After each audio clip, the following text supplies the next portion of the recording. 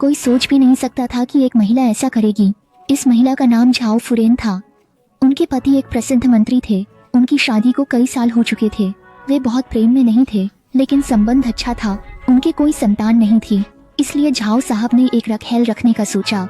Zhao फुरेन बाहर से शांत दिखी, लेकिन अंदर से ईर्ष्या करती थी। उसने अपने पति के चचेरे भाई झाओ युआन को ढूंढ निकाला।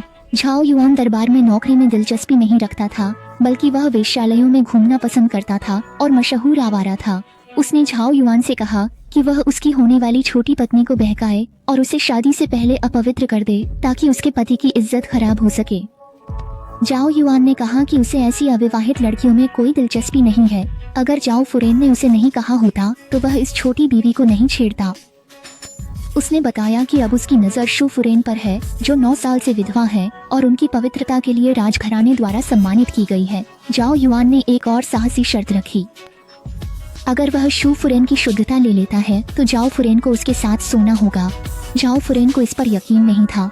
उसने तुरंत हामी भर दी। झाओ युआन ने शू फुरेन की जांच करवाई।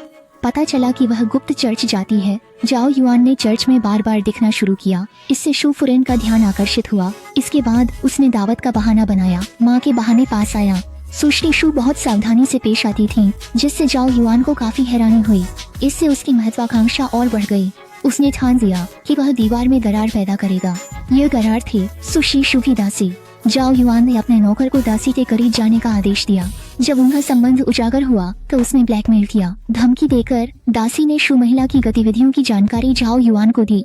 झाओ युआन ने शू महिला के घर लौटते समय गुंडों को भेजा और सही समय पर पहुंचकर उसे बचाया।